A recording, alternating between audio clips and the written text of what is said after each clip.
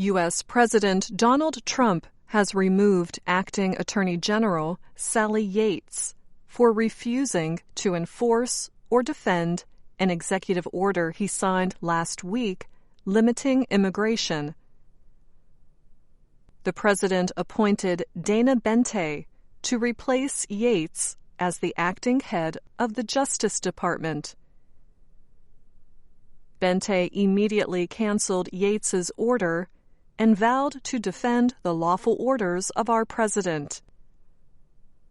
The order stops all refugees from entering the United States for 120 days and bans Syrian refugees indefinitely. It also blocks people from Iraq, Iran, Libya, Syria, Sudan, Yemen, and Somalia.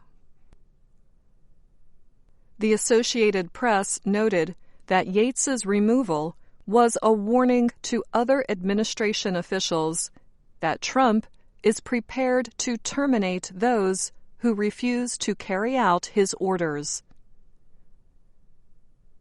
The news agency called the firing an extraordinary public showdown. Yates was named to the second highest position in the Justice Department by then-President Barack Obama.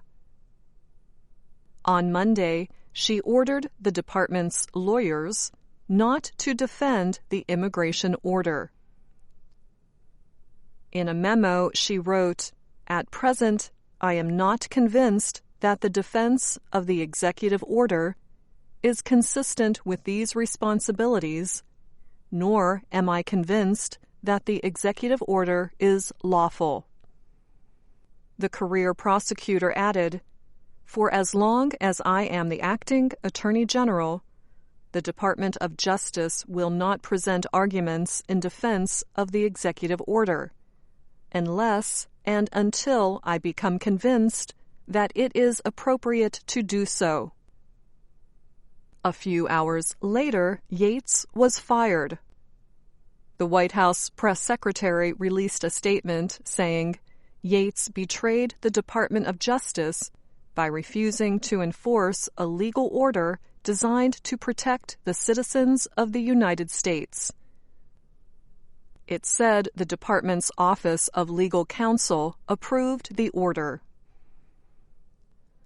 Many Democrats criticized the decision to fire Yates. Steny Hoyer, a senior Democratic congressman, called the decision alarming. He said the American people need to consider whether President Trump simply plans to dismiss anyone with whom he disagrees. And I hope my Republican colleagues stand up and express concern over this as well. Chuck Schumer is the Senate Minority Leader. He wrote on Twitter that the Attorney General should pledge fidelity to the law and the Constitution, not the White House. The fact that this administration doesn't understand that is chilling. But Republican Senator Ted Cruz strongly defended the decision to fire Yates. He said Yates's refusal to support the executive order is a fitting and sad last act of Obama's Department of Justice. President Trump was exactly right to fire an acting attorney general who refused to carry out her constitutional duty to enforce and defend the law, Cruz said. This week, the Senate Judiciary Committee is expected to approve the nomination of Senator Jeff Sessions for Attorney General. He is expected to defend and enforce Trump's immigration order.